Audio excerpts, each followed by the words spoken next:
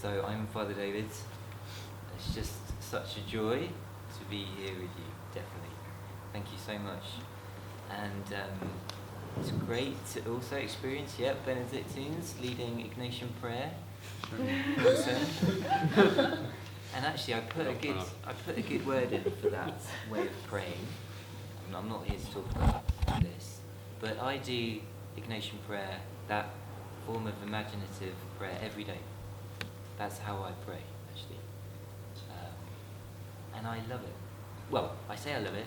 Some days I do it. I was just saying to Chris, some days I do it, and it feels like a complete waste of time. I just can't get in the zone, and I can't imagine anything. And I just, my half an hour's up, and I just feel like waste of time. It's not a waste of time, of course, because prayer predominantly is God's work, not your work. It's what God chooses to do at that time. But other days, I really kind of click into it, and the imagination kind of gets going, and I can just be there in the scene, and it's just a wonderful way of allowing everything to speak to you. So anyway, that's great. So I'm going to be totally upfront and honest about why I'm here. Okay, I mean I am here. 90% of what I'm going to talk about today is just to talk about our baptism, talk about vocation in the broad sense of that word, talk about what life is about, and everything, and just here to encourage you massively in this incredible journey that you are clearly on. But I'm also going to chuck in there like a 10%. Can I do that? Is that okay? Well, I don't want you to think this whole thing has been a sales pitch for vocations to the priesthood of religious life, because I'm going to be honest with you. Everything you will hear me say tonight is going to be, I'm just going to be honest with you, okay? It's going to be the truth from my heart. And that's not what I'm here to do. It's just not what I'm here to do, is give you a sales pitch. And I will probably say this later, but I don't mind actually how you follow Jesus. That you follow Jesus, I do care about that a lot. I care about that, hugely. How, I'm not bothered that much. But I am here, and 10% will be a little, because some of you might be interested in that. And actually we're not so good in the church about talking about that. So I'm just here to talk about that as well, okay? But that will only be 10% of what I'm talking about. Have I said that enough times now? Okay, let's dive in. First of all, so this is what I'm going to do. I'm going to talk about the good news. I'm going to do it left to right, because that's the way you read from looking at me. I'm going to talk about the good news. I'm going to talk a little bit about my journey. Then I'm going to talk about baptism. And then I'm going to talk about Pope Francis at the end. We're going to end with something that he's written. Okay, so the good news. What is this whole thing about? I love just bringing it back just to remind us all of what this whole thing is about. Why are we doing this? And what is the good news? And who is Jesus? And why does this matter so much to our lives? So last Sunday I was actually really gutted, because last Sunday was supposed to be the fourth Sunday of Ordinary Time. And you get the Beatitudes. Of course, we're in Year A. I don't know if you guys know this, but the Sunday readings at church are on a 3-year cycle. And we're in Year A at the moment, which means we're reading through Matthew's Gospel. And on the fourth Sunday, you get the Beatitudes, which begins Jesus' Sermon on the Mount.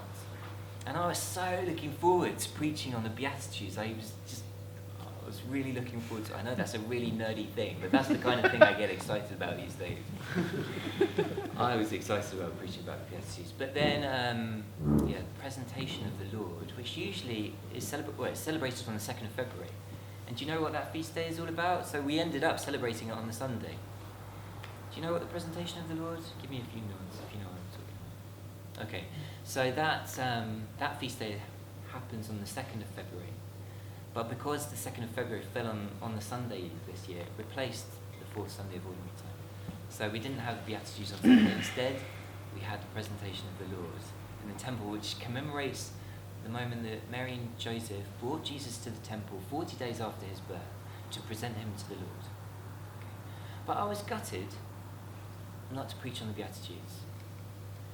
I love the Sermon on the Mount. And if you read Matthew's Gospel, the Sermon on the Mount is Matthew's Gospel, chapter 5, 6 and 7. There's 3 chapters of Jesus talking uninterrupted to the crowds around him on the mountainside. And it is absolutely beautiful. Nobody interrupts him for 3 chapters. And it is it's his vision for life. It's his vision for how we are. It's not at all about who he is or who God is or theological stuff. It's just about his vision for humanity. And it is absolutely breathtaking. It's about how we shouldn't judge each other, and how we should take the log out of our own eye before taking the splinter out of someone else's. It's about how we should love each other. It's actually very challenging to read. Nobody can read that and not be convicted of your own guilt. But it is Jesus' vision. A lot of people have said it's his kind of manifesto of humanity, and I absolutely love it. I mean, I encourage you to read it out loud from start to finish. If you do that, it takes 20 minutes. But that is quite an experience, because you'll be so familiar with all of the different teachings in the Sermon on the Mount, but you'll have never realised they all come together in one go, and that Jesus said that in one go, as presented in Matthew's Gospel. But a penny dropped for me recently about actually how it's way more important than I thought it was, even when I loved it. You see, Jesus rocks up on the scene in Matthew's Gospel in chapter 4, and what is his message in chapter 4? What is his original message? Yes, repent, for the kingdom of God is close at hand. And it says that Jesus went around preaching the good news that the kingdom of heaven was close at hand. The good news of Christianity was originally about the arrival of God's kingdom. Now that might mean less to us than it did to the people who Jesus was preaching to. They were expecting the Messiah, of course, who was going to usher in this beautiful reign of God, that was going to bring to an end oppressive empires, and it was going to usher in peace and a renewal to all creation. They were expecting the reign of God to come, and they were expecting the Messiah to come to bring that. So for them, somebody rocking up and preaching the kingdom of God is here was an incredibly exciting thing. So Jesus says that message in chapter 4, and then immediately in chapter 5 starts the Sermon on the Mount. So, now we call that the Sermon on the Mount. I mean, Jesus didn't call it the Sermon on the Mount. We call it the Sermon on the Mount. We've given it that title, but actually it's a misnomer. What Jesus called it is the good news of the kingdom. So he's saying, right, this is my message. The kingdom of God is here. It's arriving with me. And this is what life inside this kingdom looks like. That's the Sermon on the Mount. It is the good news of Christianity. This is what life inside the kingdom looks like. It's a beautiful life. And that was Jesus' original message, that the kingdom of God was here. And of course it begins with the Beatitudes, i.e. those in the kingdom, it is these people through whom the world will be blessed. Those people who are suffering, those who are mourning, the meek, the poor in spirit.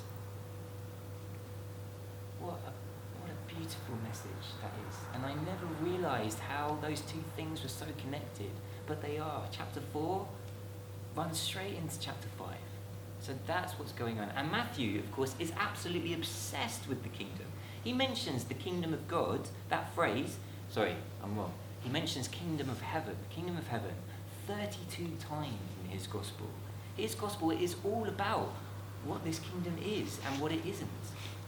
Of course, because it turned out to be something very different from what they were expecting it to be. A lot of people were expecting Jesus to pick up a sword, form a military kind of army, and boot the Romans out of the land.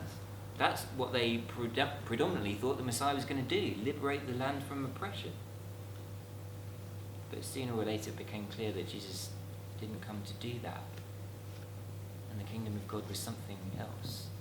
So Matthew's gospel is just one big exploration of what on earth the kingdom is and what it isn't. And he mentions, so kingdom of heaven he mentions 32 times, he mentions kingdom of God another 20 times on top of that. But that was Jesus' message, and that is what life inside the kingdom looks like. Good news of the kingdom, Sermon on the Mount. But, although I was gutted that I didn't get to preach on that, I was also delighted to preach on feast day of the presentation of the Lord. Because actually something very similar is happening in that gospel. In Luke chapter 1, it's just this slow, progressive revelation of who Jesus is. So first of all, Gabriel comes to Mary and he tells her who Jesus is, who her son is going to be. Then Mary visits Elizabeth and they talk about who Jesus is going to be and who their children are going to be. Then Zechariah pitches in. Then of course Jesus is born. And then we arrive at the scene where Mary and Joseph are presenting him to the temple. So they bring him to the temple, and Simeon, the old man that's in the temple, he's been given a prophecy that he wouldn't die until he'd seen the Messiah with his own eyes. He looks on Jesus, he recognizes this baby is the Messiah, and he sings that beautiful song about how the Lord can let him die in peace now because he's seen the Messiah with his own eyes. But as well, so it's in the temple that Jesus is finally and fully revealed as the Messiah and the lights of the nations. But Luke is doing something else as well as revealing Jesus as the Messiah. He's also hinting at what kind of kingdom Jesus came to bring. If you look at the characters in that gospel that we had last Sunday, it's Mary and Joseph. Now Luke says that they brought as an offering 2 turtle doves. But if you read Leviticus chapter 5, as I'm sure you all have done, you will know that when presenting your child in the temple after 40 days, you were supposed to bring an animal of the flock, as a sheep or a goat. And Leviticus chapter 5 says it's only if you were very poor that you were permitted instead to bring 2 doves or 2 pigeons. So Luke has inserted that gorgeous detail there to surreptitiously let us know that Mary and Joseph were poor. And then you have Simeon, a man suffering with old age. And you have Anna, who was married for 7 years and then her husband died, leaving her a widow for the rest of her life, and she's now 84 years old. Life certainly hadn't turned out the way that she had hoped it would, or expected it would. So Luke is doing something absolutely amazing here. There's absolutely no doubt that he is showing us who the kingdom of God is for. It's for the poor. It's for those most marginalised and neglected members of society. It's for those who have suffered much in their lives. And I, for one, think that that is good news. That's good news. That Jesus came to bring this kingdom that we can live in through following him. Of course, that's why he calls us to follow him, so that we can live in this kingdom and build it around us. And that this is who the kingdom is for. And I guess my own journey of being a Christian, being a Catholic, being a disciple, being a priest, started when I realised that there was nothing more important to me in my life than my faith. And that was a slow process in my life. But I eventually got to a point where nothing mattered to me more than this good news. And nothing mattered to me more than to be spreading this good news and giving it to other people. Because I feel that message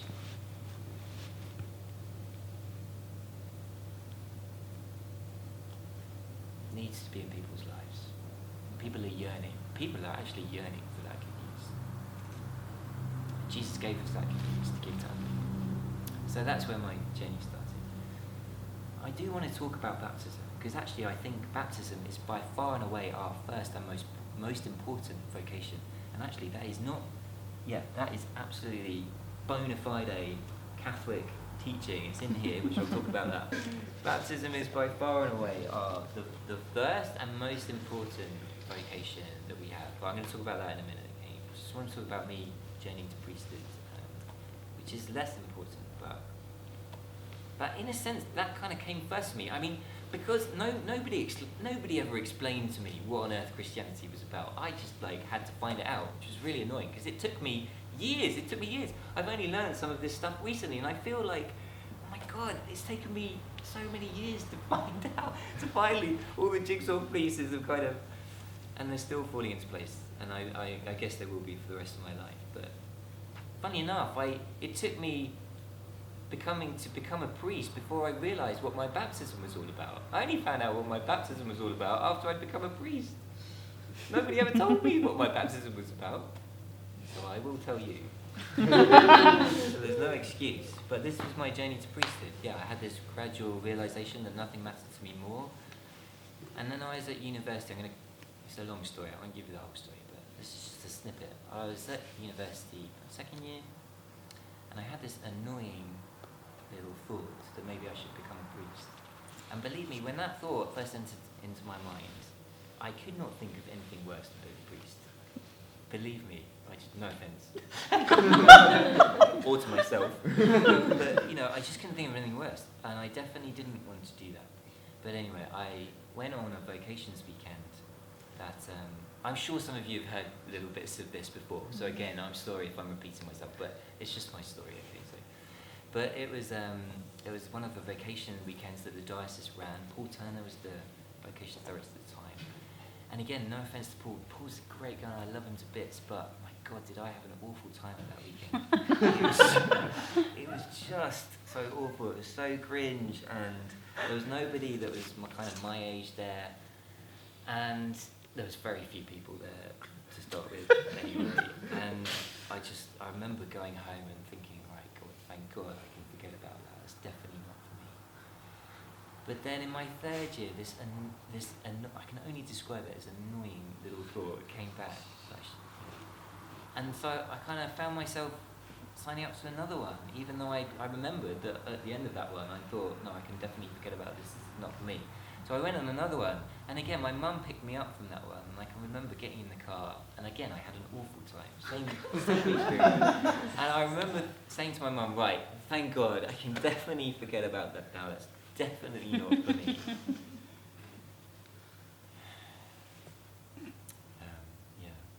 So anyway, I left university, but this dripping tap thing wouldn't quite go away.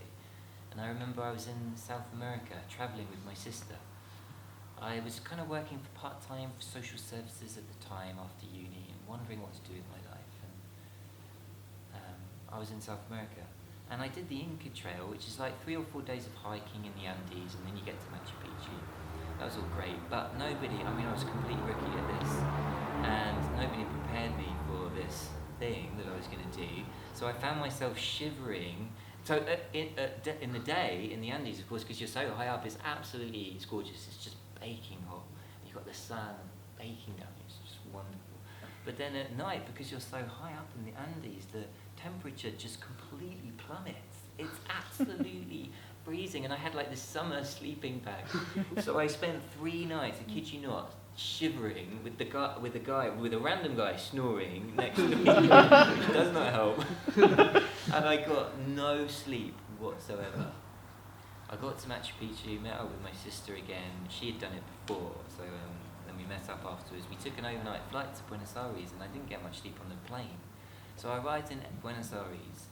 I was absolutely just so utterly exhausted, and I've never had that experience really. I think parents probably do, but I've never had that experience. When you're kind of so tired, you're kind of walking around, falling asleep on your feet. But I ate a sandwich in Buenos Aires, right in the middle of town, and of course what happens? I got food poisoning straight away. And I began to feel ill very quickly, and my sister and I were due to be going out to a football match later that day in that amazing stadium in Argentina, and I was like, I've been looking forward to that so much, and I started to be sick, and I cannot believe it. This one night that we were going to go to the stadium, but anyway, she went off with some friends, which I knew were safe, so that was fine, because there was no point in her staying behind while I was just having food poisoning, so she went. And I stayed behind in this dive of a hostel which stank to high heaven.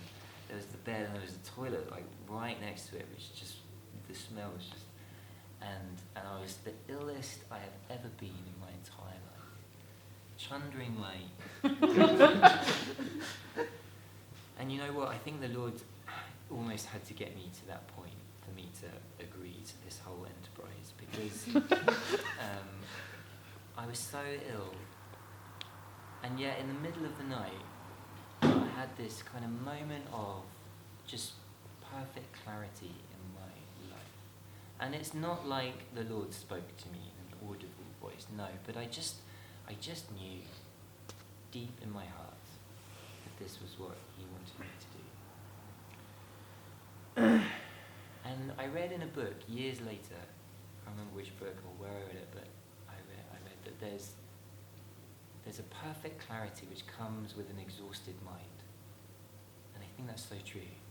When you are starved of sleep, and when you are starved of food, well, that your defenses are down. And that gives the Lord a chance to get in there. And I understood in that moment why amazing Christian men and women in our amazing Christian history have chosen to retreat to the desert and practice this extreme asceticism in their life, which previous to then I never really understood. But in that moment I did understand it. Because when they are starved of sleep and starved of food and they have no comforts in their life, you suddenly are aware of God in a whole different way in your life. Like once in my life, because I live in Surrey and I've never been hungry, and I've never not had a roof over my head, and I've never been in that place of total and utter openness and dependence on God. But I think he had to get me to that stage for me to agree to that. But anyway, he got in there, and I just knew that this was what he wanted for my life. And I remember lying on my bed, and I had tears running down my cheeks. And in hindsight, reflecting on what those tears were, I think they were half tears of sorrow, because I knew that I would find this really difficult, and I knew what I was giving up. Telling a 23-year-old bloke that he's got to stay celibate for the rest of his life is not something that 23-year-old bloke will relish hearing. And I knew that I knew that there was going to be sacrifice there, and I knew that it was going to be hard. But they were also tears of joy, actually, because I knew that in that moment I could stop running, and I knew that I could just accept that this was what he wanted me to do, and this is what I should do, and everything would be okay.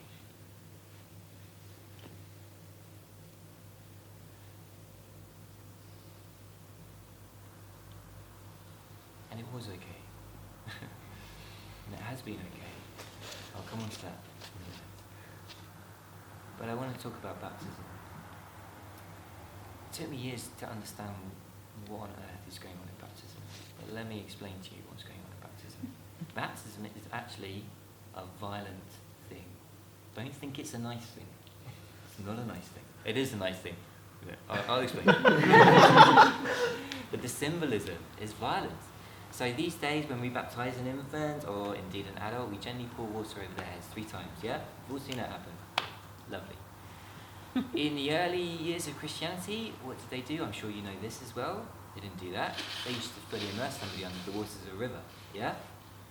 That was I'm talking about Jesus' baptism now, or the early Christians' baptism, which is something different from John's baptism. John's baptism was for repentance, for the forgiveness of sins. So John's baptism was this. People would wade into it, there would be a river, people would wade into the river till they were about waist high, and they would confess their sins as they were going to John and his disciples, and then he would plunge somebody under the waters of the river, and then symbolically their sins would be as they were immersed in the water, symbolically their sins would be washed away. But in the light of Jesus' death and resurrection, baptism it morphs into something slightly different. So in the moment, Paul talks about this in Romans chapter 6. He says, when you were baptized into his death. So the early Christians, when somebody was immersed under the waters of the river, that was actually a violent symbol. It's supposed to symbolize somebody's death. They're drowning. That's the moment when we enter into the tomb with Jesus. and united with Jesus in his death. That's actually our Good Friday moment, when we come to share in the death of Jesus. And it's only when we understand that we understand the moment when we are lifted up out of the waters of the river. That's the moment we come to share in Jesus' resurrection. That is our Easter Sunday moment, when we arise out of the waters. Literally, we are birthed out of the waters into a new life, and we participate with Jesus in his resurrection. Does that make sense? So the whole thing is a death and a resurrection, which implies, of course, that we are born into a new life. So the big question, therefore, is what's different?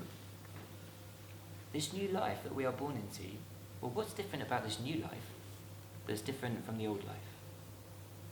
That's actually a difficult question to answer. And I think you'll spend the rest of your lives finding out what's different about this new life that you've come to through your baptism. But I can tell you one thing that's different, and it's this. It's not that God loves the baptized person more than he loves the unbaptized person. That's ridiculous. God loves. He cannot do anything else. He loves everyone. That's not what baptism gives you. It's this that baptism gives you. Through that participation in Jesus' death and resurrection, we arise into the new life of the resurrection. So in that moment, so remember, this is a sacrament, it's not just a symbol. So for everything happening on the outside, there's something happening on the inside, which is beyond our vision. And what's happening beyond our vision is that we are being grafted onto Jesus, and we are being given a new mission, a new vocation in life, to be his follower, to be a disciple, to be a Christian in the full sense of that word. That's what baptism gives you. A new mission, a new vocation in life, to be a follower, to be a disciple, to be a Christian in the full sense of that word. Does that make sense? That's the gift of baptism. That you're giving someone the most awesome, fantastic mission and vocation that they could ever possibly have. To be a Christian, to be a follower of Jesus Christ, to be a disciple. Why does he call us to follow him? Again, we could talk for hours about that. But first of all, because that's how we live in the kingdom. And because also following Jesus, there's 3 quotes in John's Gospel that I absolutely love, that for me really typify. Fran, you've heard me say this 1,000 times, so apologies, but for me, I love these 3 quotes because they typify what Jesus is about. In John's Gospel, chapter 10, Jesus says, I have come that you may have life, and have it to the full. And then a few chapters later, in chapter 14, he says, peace I leave you, my own peace I give to you. A peace that the world cannot give. This is my gift to you. And then a chapter later, in chapter 15, he says, I have said these things to you, so that my joy may be in you, and your joy be complete. Jesus wants the best for you, and he knows that you are going to get that best by following him. So he calls us to follow him because he knows that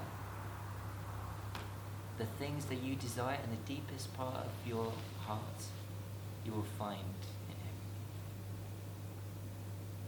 So that is what baptism gives us.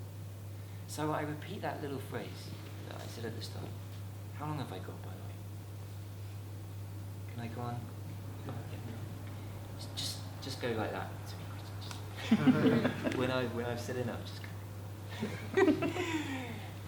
I don't mind how you follow. That you follow him, I do care about, because I want you to be happy. I want you to find life. I want you to find everything that you're looking for, though that's not a guarantee that everything we want will come our way following Jesus. No, quite paradoxically, Jesus, I think following him is a difficult road, and with lots of sacrifice. But what I would say, going back to my own journey, is that I was utterly petrified of being a priest.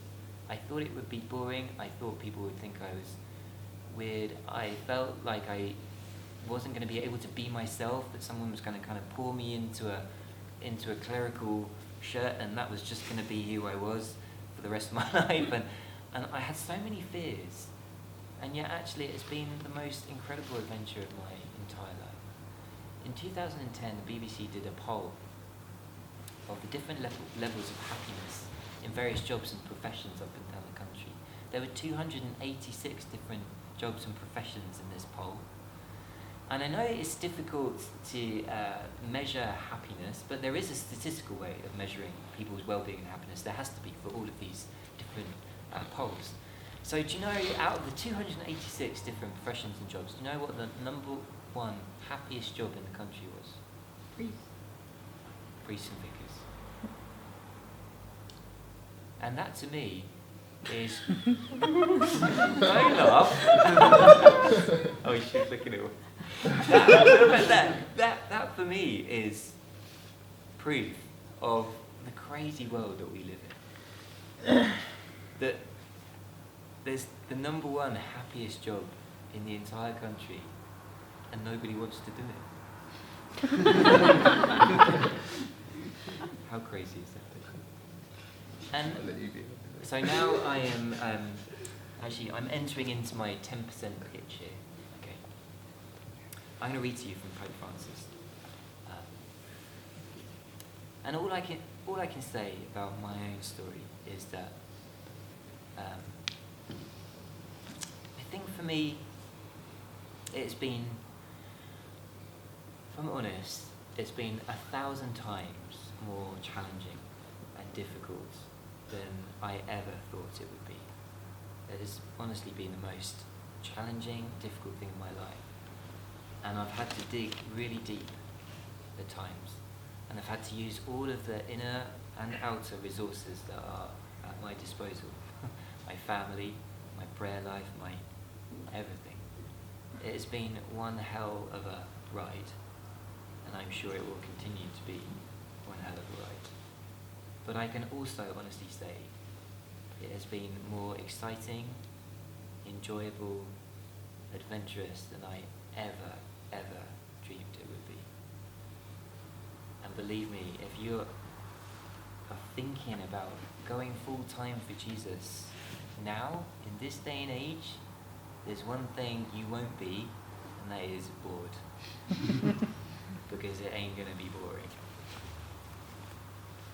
And I encourage you, again, I repeat that phrase, I don't mind how you follow, actually. If you go on to be religious sisters, consecrated people, priests, actually that doesn't matter too much to me. That you follow Jesus somehow in your life. I care about that way more. But don't discount following him full time. Going full time for Jesus. That's a coin. I coined that phrase. I'm talking to you, Camera. Yeah, that's my phrase. Going full time for Jesus, because it comes with great rewards. So I think I've talked enough. I'm getting these. Okay, but I'm going to leave the last word to Pope Francis. Okay. If you guys, holy moly. This is good. I swear. So there are various kind of documents that come out from the Vatican. There's like encyclicals, and again a little bit of teaching here. Encyclicals are very important. They generally define doctrine and dogma, and are generally very important. But then there's like a whole rung of levels of importance, and this is an apostolic exhortation, which is definitely a rung down from encyclicals. These things were written just for the fun of it. Just because. And Pope Francis writes he's written a few on a number of different topics. So he's written one called Gaudete et Exultate. Give that man a star. Which is all about holiness, which is a great read actually. And again, he kind of redefines what holiness is. And again, I just think it's great because he's saying it's not some artificial piety. You know, holiness is finding the person that you were created to be and living life as that person. What a beauty. Can anyone better that definition of holiness? But this one is called Christus Vivit. And I'm sure you all know this, but the Latin titles are taken from the first two words, or first three words of the document in Latin. But this is all in English, obviously. But the first word of the document is Christ is alive! Exclamation mark. And hence it's called Christus Vivit, Christ is alive. And Gaudete et Exultate, first few words of that document is Gaudete and Exulte, which is rejoice and be glad. Yeah, rejoice and be glad. So they're always named after the first couple of words, okay? But this one is called Christ is alive, and this is his apostolic exhortation to young people. So Pope Francis has written this letter. It's basically a long letter. I know it's in a book form, but it's basically a letter that he has written to you. He has written this to you. If you haven't, how many of you have not heard of this? Okay, great. Right, I'm so pleased to be telling you. Get yourself a copy. You can get it from ctsbooks.org, or get it online. Or I mean, you can download it for free online. Get it on the Vatican's website.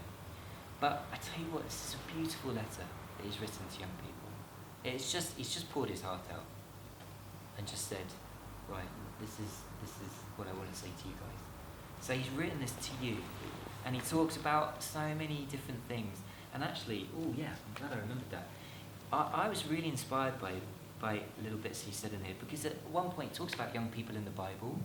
And of course, I mean, that is a mega theme in the Bible, of course, because in the patriarchal society, it was always the firstborn child, the oldest, that had all of the perks. But of course, God doesn't do that. He consistently chooses the younger. Think about David, and he was the youngest. Joseph, he was the second youngest. God consistently chooses the unexpected people throughout the scriptures. But he also talks about young saints. And I totally was inspired by some of these stories. There was a guy called Carlo Acutis. He was a 15-year-old boy, and he lived very recently. He died in when did he die? It was like 2010. And he's on the road to being made a saint. He died of leukemia at 15 years old. He had this huge devotion to his faith, an amazing devotion to the Eucharist. And the year before he died, he asked his parents to take him some of the places where these Eucharistic miracles have happened. And he created a website. He was really into computers at school. It's just amazing. He was really into computers, and he created this website documenting all of the Eucharistic miracles. And now he's on the road to saint. And there was this girl, Chiara Badano. He talks about, I hadn't heard of Chiara Badano, but I heard Pope Francis writes about her. She was a 19-year-old Italian girl. She was part of the Focolare movement. She died at 19 years old through this rare form of bone cancer.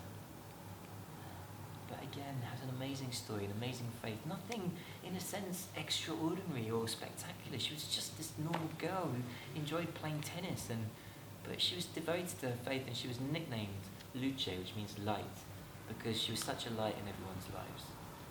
And so she died very recently. I've got a little prayer card, actually, which I will give you, because again, when you see her photo, it's quite extraordinary just to see this face of someone, she's a pretty face, and such incredible faith there. And there's a little quote on the back. She said when she got the news that she was playing tennis one day. She was 16 years old, and she had a pain in her shoulder. And that led her basically to go to the doctor, and she eventually got diagnosed with this rare form of cancer. She had 3 years of incredible suffering before she died at 19 years old. Not that there's any right or wrong way to deal with news like that. There's no right or wrong way to deal with the news that you've got cancer or 3 years to live. But she was incredibly courageous in that. And she said, for you, Jesus, if you want it, I want it too. And there was an incredible trust that she had that she was going to place, she was going to embrace his will in her life, which is ultimately the sum total of all of our Christian vocation, to accept his will for our lives. So I'll give you that when we finish, but I want to leave the last word to Pope Francis in here. I'm going to read you a couple of paragraphs.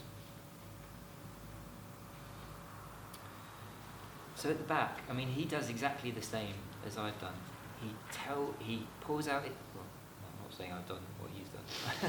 Sorry, that sounded a bit bigger. But he talks basically about our whole Christian life, and our vocation. And then at the back end, so you can see I'm almost at the end, he does a little bit on vocation and discernment. It's really, so I'm reading from that bit, okay? So this is Pope Francis. He says,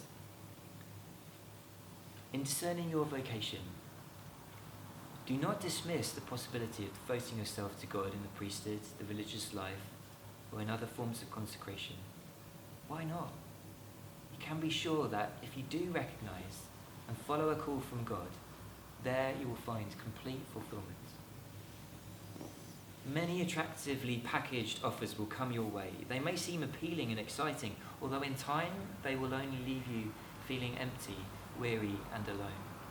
Don't let this happen to you, because the maelstrom of this world can drive you to take a route without real meaning, without direction, without clear goals, and thus thwart many of your efforts.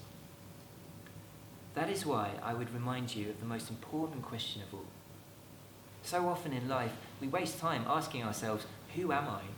You can keep asking yourselves, who am I, for the rest of your lives. But the real question is, for whom am I? Of course, you are for God. But he has decided that you should also be for others. And he has given you many qualities, inclinations, gifts, and charisms that are not for you, but to share with those around you. I want you to know that when the Lord thinks of each of you and what he wants to give you in life, he sees you as his close friend. And if he plans to grant you a grace, something that will help you to live to the full and become someone who benefits others, someone who leaves a mark in life, it will surely be a gift that will bring you more joy and excitement than anything else in the world.